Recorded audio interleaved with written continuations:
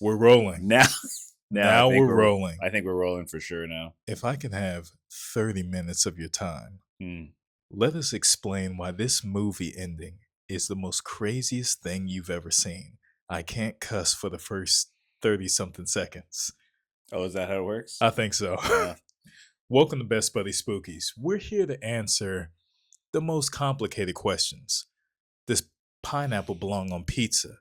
Hell no. Are ghosts real? Up for debate. No. Can you take your significant other to Denny's and get the under the table maple syrup foot job special? You bet you can. There's no judgment there. There's no judgment there. But before we get into the show, before we make you laugh and have a good time, before we start kissing you on the mouth, how about you subscribe to the channel so we can have a good time, so you can laugh and just forget about all the crazy shit that's going on in the world. So without further ado, let's get our tits wet. And today we're talking about Smile. I almost said two. Smile 1. Yeah, from 2022. We're talking about Smile 1. Now, Smile 1 was a batshit crazy movie. Has it been 30 seconds? I think so. I think it's been 30 seconds. I think it's a batshit crazy movie, original movie that came out of nowhere, and it hit harder than a domestic abuse charge. It was a damn crazy ass movie. With that being said, would I recommend Smile? Smile 1? You got to watch the whole video and wait to the end to find that out. And also while you question our mental sanity. Yeah. So, we might be experiencing what's going on in these movies. So the premise of Smile 1 is there's this entity, this Baba Yaga, going around, getting inside people's body, pretty much killing the host and spreading like a bacteria, like a disease. It's like a parasite. It's like a parasite. Yeah. And the fucked up thing is nobody knows where it originated from, where it came from, or who was the first one who got it. Yeah, like they kind of get into it a little bit with their how they were able to kind of track it back so far, and like it just keeps going back and back, and there's like another string of these. I think there's like two separate things. Maybe. Yeah, they couldn't even find the source. Yeah, but like how it all started. Yeah, I'm thinking it goes back to ancient times. Yeah, before the like Black Plague and all that crazy stuff going on. Yeah, like they don't. I mean, you don't really get the answer to that, which I think is kind of. I think it's kind of cool. It kind of leaves the mystery up, for that. And the story is we follow Rose, who is Kevin Bacon's daughter, who plays Rose. Sosie Bacon? Yes. Sosie Bacon? Yeah, Sosie Bacon. Applewood smoked bacon? Applewood smoked bacon. And we follow her, and she works at pretty much a mental health clinic. Yeah, it's an emergency psychiatric facility ward where she helps people with mental illness and disabilities. And we follow her as she descends into fucking madness. I almost had a stroke.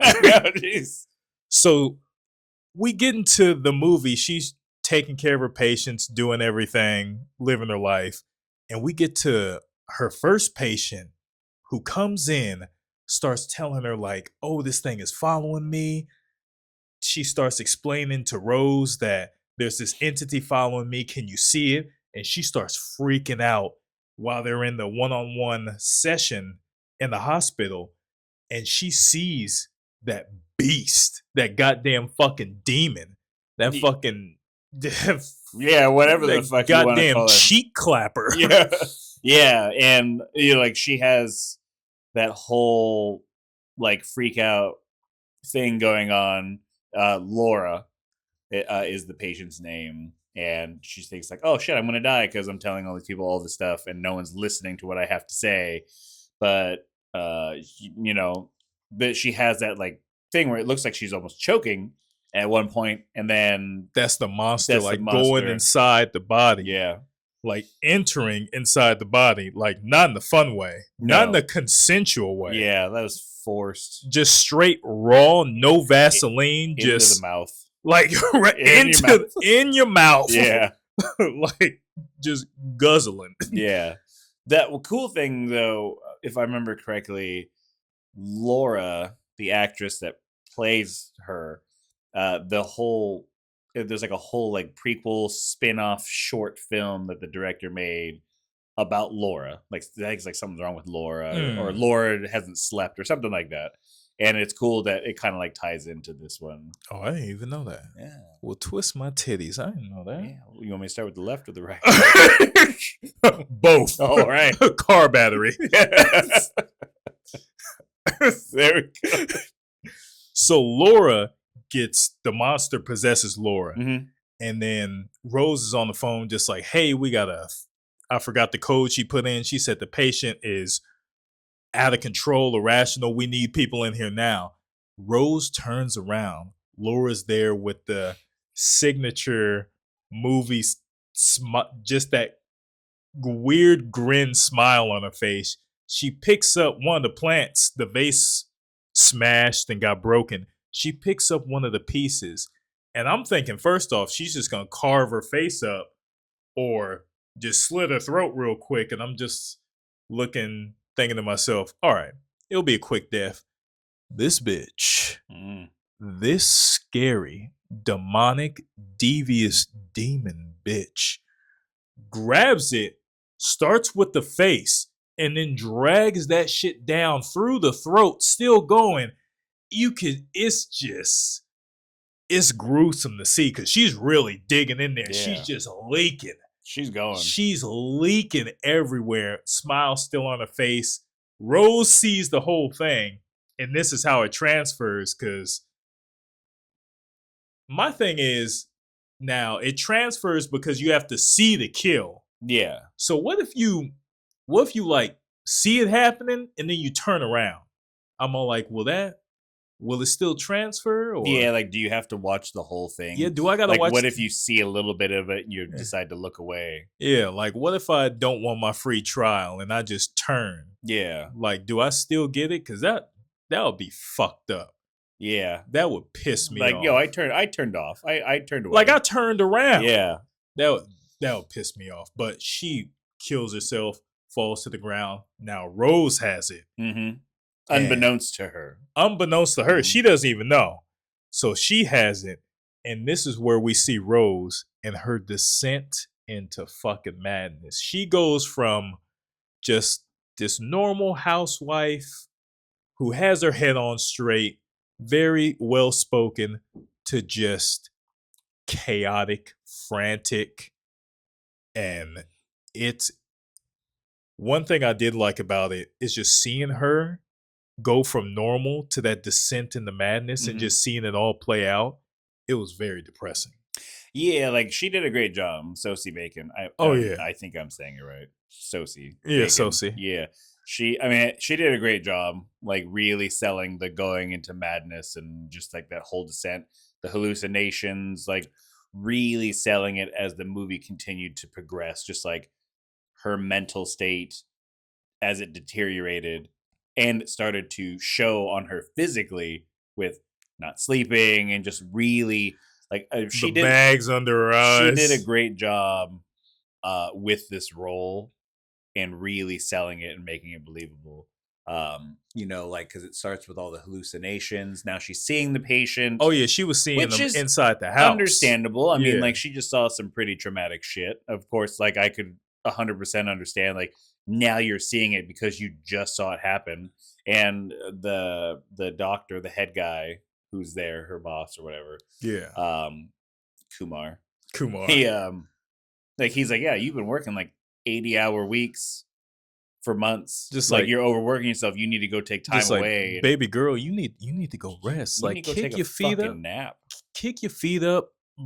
Shave your feet, braid your vagina, like just rest and relax for a bit. You working too much. Yeah, like she's overworked. Sit down. Her patient murdered herself, and then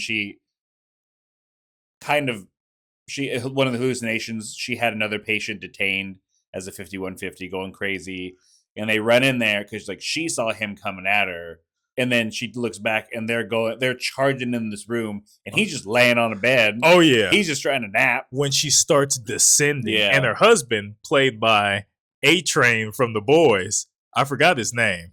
In the movie or the actor? In the actor's name. Jesse T. Usher. Yeah, he plays her husband. Trevor, yeah. Yeah, he plays Trevor.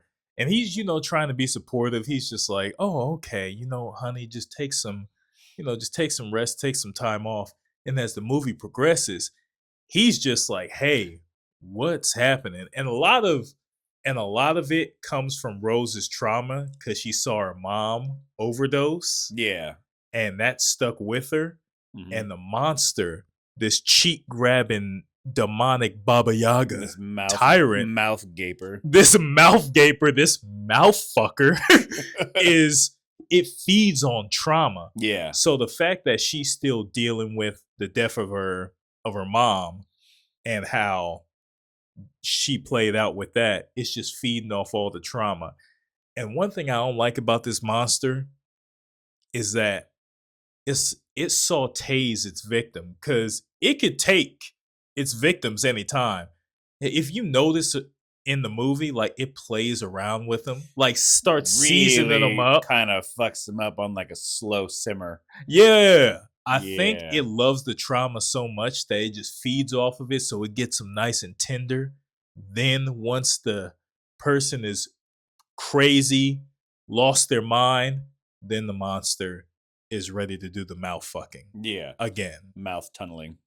Again. Yeah. Just extreme, raw, despicable cunnilingus. It really wants that wet mouth. Yeah, it's disgusting. Yeah. I mean, you get into like the descent of her madness, like the whole thing at the birthday party where she bought a train for her nephew. She thought she bought a train. Well, she did buy the train. But then all of a sudden she gets to the birthday party and it's her dead cat who's been missing. And she like loses her mind, like, how's this happening?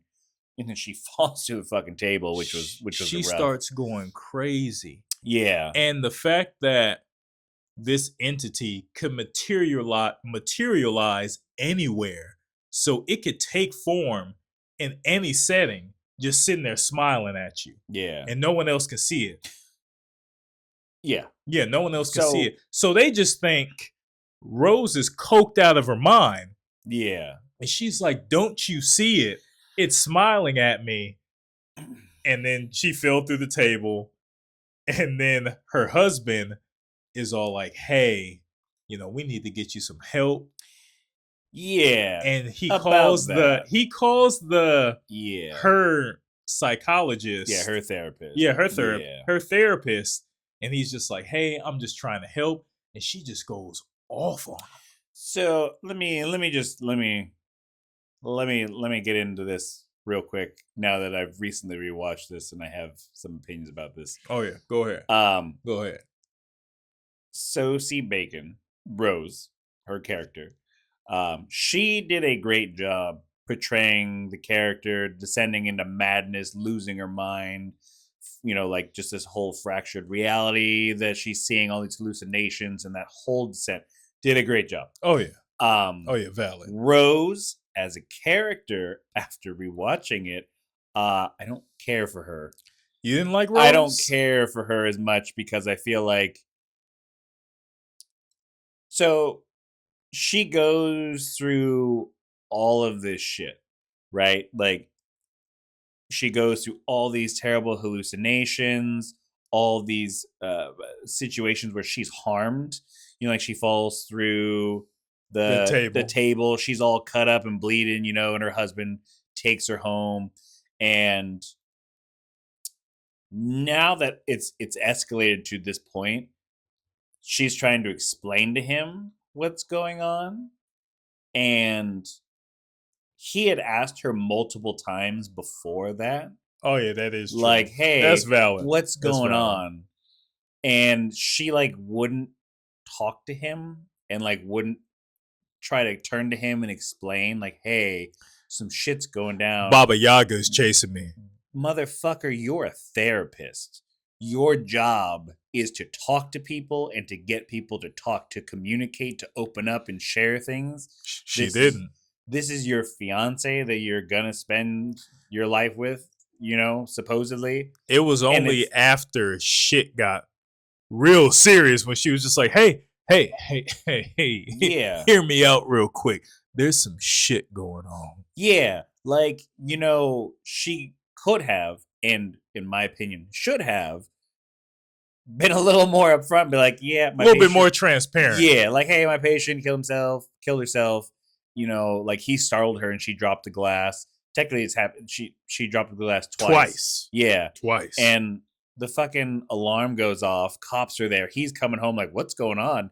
And at no point does she even try to explain a little bit of what's going on. Just like, hey, I'm really, at any point, like she can be like, hey, I'm really struggling. This patient died and I'm starting to see these types of things, all this type of stuff. Like he even offered like, hey, maybe we shouldn't go out to dinner.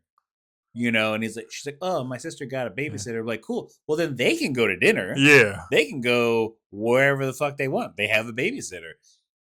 Just some of the choices that she made, I was like, I find it kind of hard to care.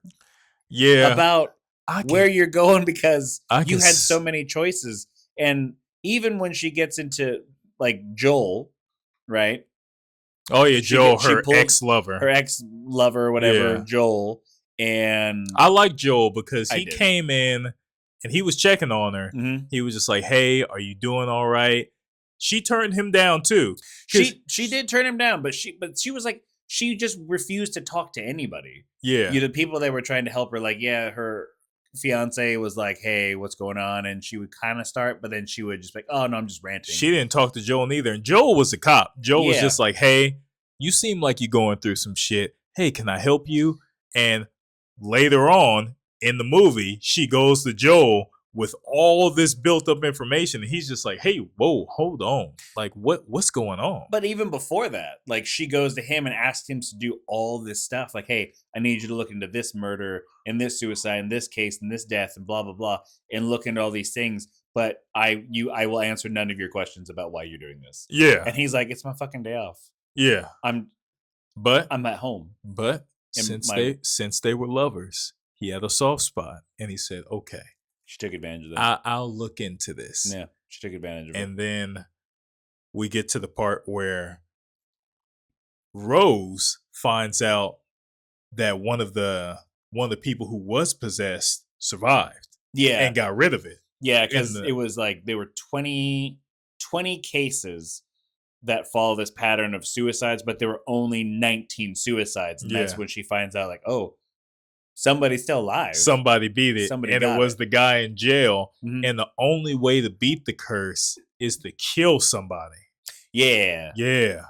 To murder somebody with a witness. Yeah. So that it's then passed on to that person instead. That's like the only way to get rid of this thing. That is the only way. And he did it, and he was stuck in jail, and they all thought he was crazy.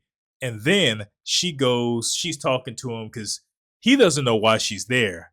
Yeah, because she's just asking a question. She's trying to get him to believe, like, hey, there's a friend of mine that is experiencing this, and he's like, oh, this is what you got to do to get her, like, so she has to do these things. And then she slips. She fucks up. She said, slips. She said, oh, how do I get rid of this? And he said, wait. He said, wait. He said, come in a little bit closer. He said, bitch, you got it? And you here? And he just starts going crazy. He said, get her out of here. I don't want to see her. He's having them Vietnam flashbacks. He was going to rip his own fucking arms out. Yeah. When he's trying to get off that fucking table. He was going to snap his own neck. Yeah. But then again, Joel's like, hey, what's going on? Like, what happened? What did he say? What's going on? And she said nothing. Basically trying to pass it off. Like, nah, he's crazy. He's a murderer. Yeah. And it's like, bitch, people are trying to help you. Yeah. And you're giving people nothing. She tries to go back and find the doctor who killed himself, who did lots of research on the Baba Yaga. Yeah. The mouth fucker. Yeah. The mouth fucking demon. The Babadook. The fellatio mouth demon. So she goes to the doctor's house. He's dead already. That's what the mouth demon does. That's what the mouth demon does. tongue just swinging everywhere like a nasty bitch. So the doctor's wife is there, still has everything in his study, and she goes pretending to be a reporter. And Rose starts talking to the wife, and she's asking questions, just like, what happened to your husband? Did he find out? And she just starts going on about him drawing this, what it kind of looked like, because you never see what it looks like until the end of the movie. And I will say the creature design that they went with, that was pretty. That was like some Silent Hill level Jacob's Ladder. Yeah. What I need to do now that I know about this is I read that her necklace, the doctor's wife, is wearing a necklace during that scene. I didn't notice it before, but while I was reading up about it after watching, that the necklace around her neck there's a representation of its true form on her necklace, and now I kind of want to. Oh damn, that's wild. Now I need to go back and I didn't even know that. Look at it. I wonder how Turk feels that's his wife. That was her. Yeah. Oh shit! I knew she looked familiar. Yeah. Damn. Good old Scrubs. I fucking love Scrubs. Side note: if you haven't watched Scrubs, you need to do yourself a favor and watch that damn show. Yeah. That show is gold. And it's a feel-good show, too. Makes you feel good. Like, if you're having a bad day, and even if somebody piss you off and you want to karate chop them in the throat, just throw on some Scrubs. You'll forget about all of that. Yeah. For the day. Yeah. Yeah. And then until the next day. Until the next day. You gotta start Scrubs. Yeah, go watch Scrubs. Love that damn show. So damn good. It's as good as the Denny's Under the Table special. It's not as sticky. It's not as sticky, but just as good. You still feel good. You still feel good. What were we talking about?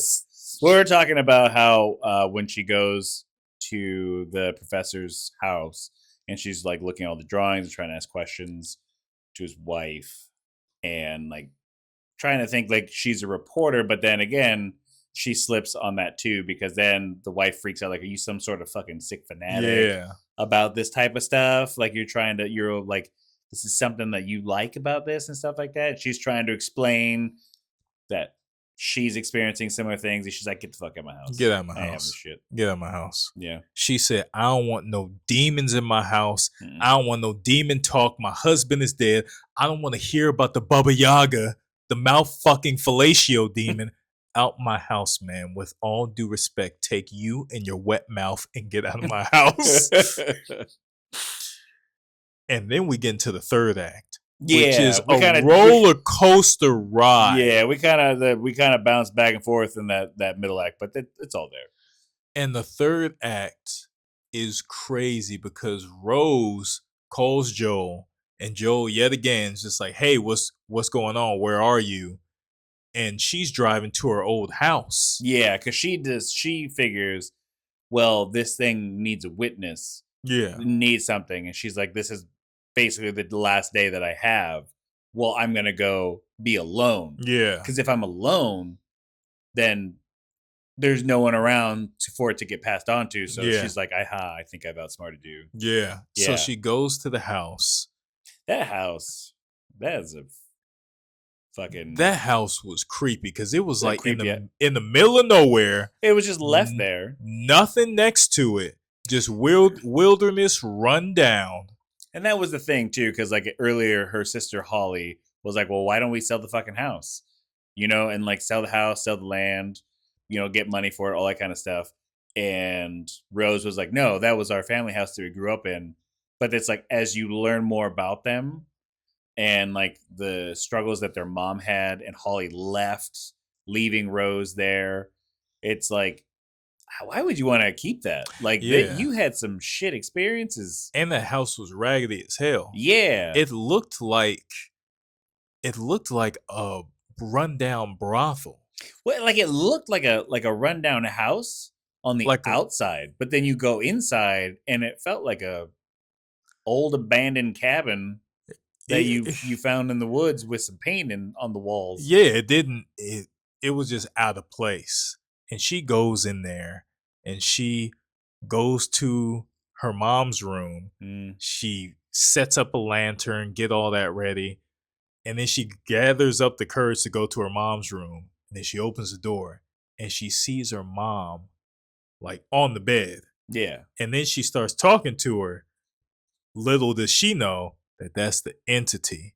And the entity is ready for that mouth action. Yeah. She said, Rose said, gathered up the courage and said, hey, I'm ready to move past this and the trauma.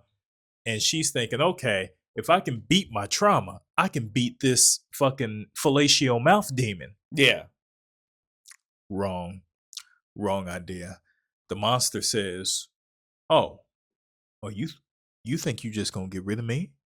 Said, get over here, give me that wet mouth. It's time. And the monster is going along with it for a while, and I'm sitting here thinking, oh, okay, so Rose is gonna get out of this somehow, some way. The monster gets up, starts smiling, and then Rose is just like, fuck this, I'm out of here. So she closes the door, and before she closes the door, that hand comes. Yeah, because it went from like the shape of her mom to like some Slender Man version. It turned into, it had to be at least like 12 feet, 13 feet tall.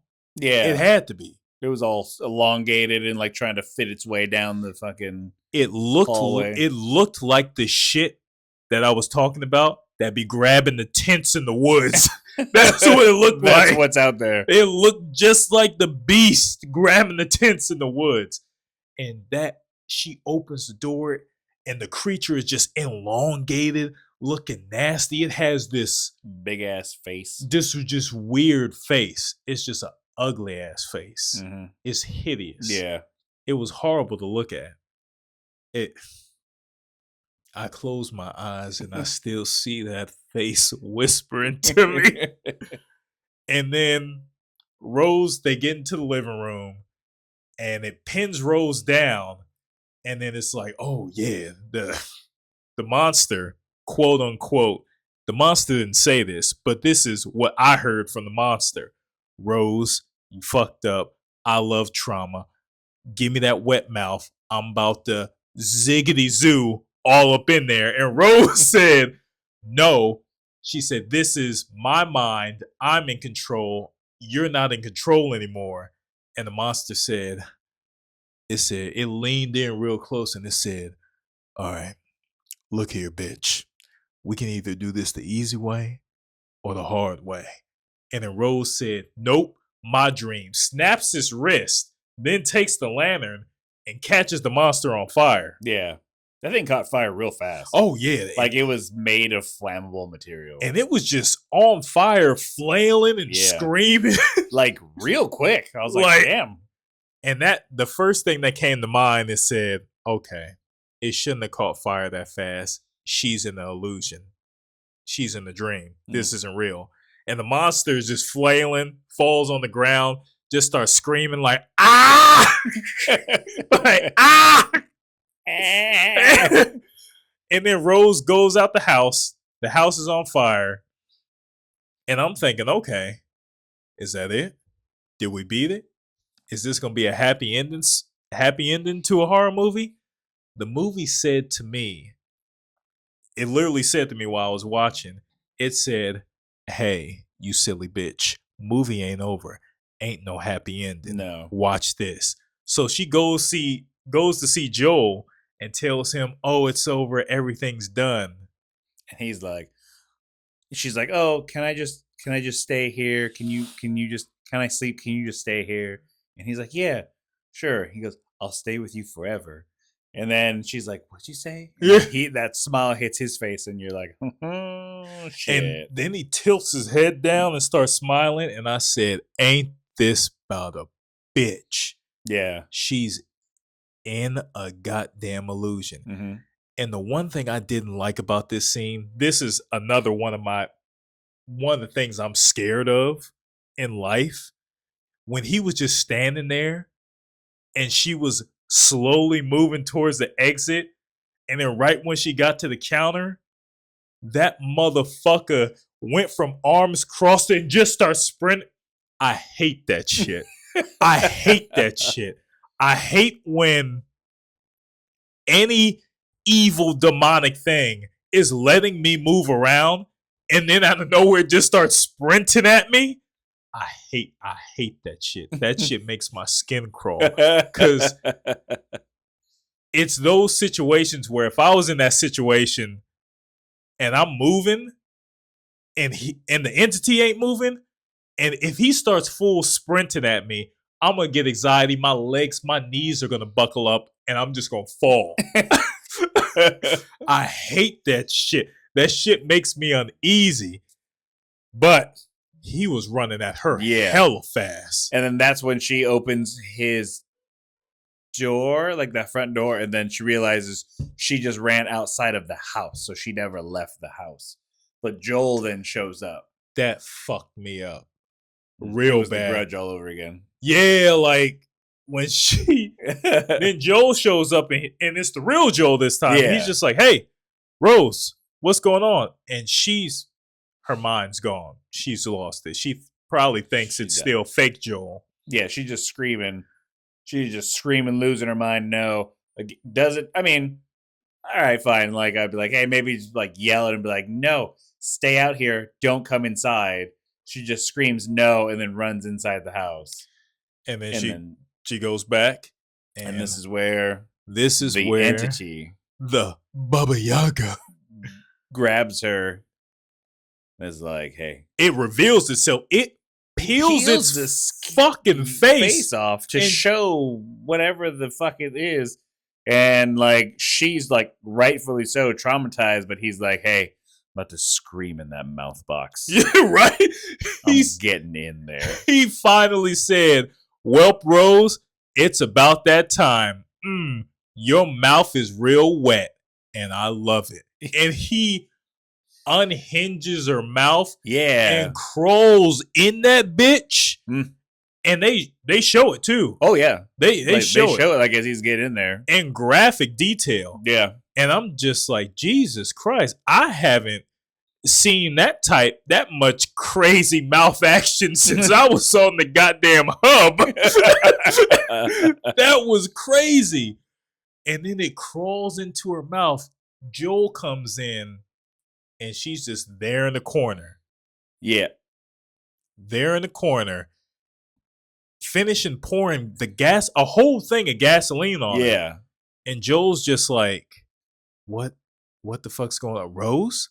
And she turns around, got the smile on her face, lights herself on fire, but you just see it through Joel's eyes. Yeah. And he's just watching it as it goes.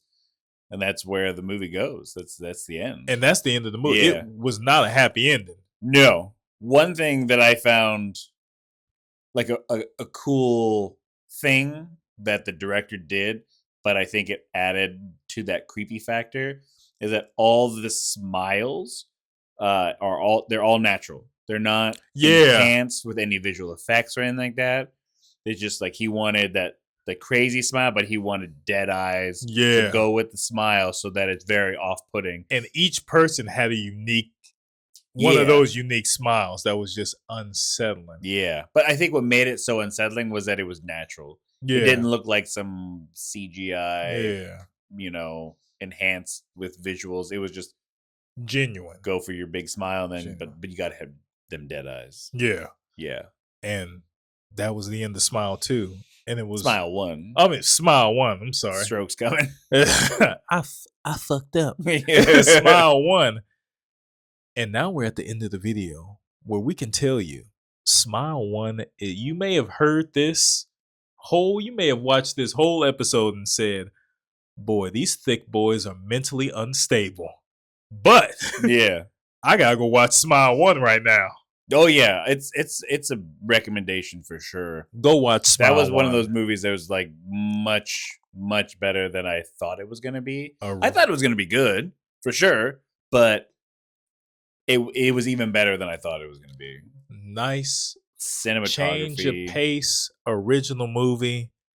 and it was worth the watch. Yeah. And we recommend it. I'm glad it got as big as it did, because originally it was going to be straight to streaming. Oh, yeah. And then it was so well received. Especially the marketing. They went crazy with that marketing. Yeah, but like the test screenings were so positive, they gave it more budget and then gave it to theaters. Yeah. And I'm glad that they did that, because it paid out. It paid off very well. Oh yeah, it was worth it. Yeah.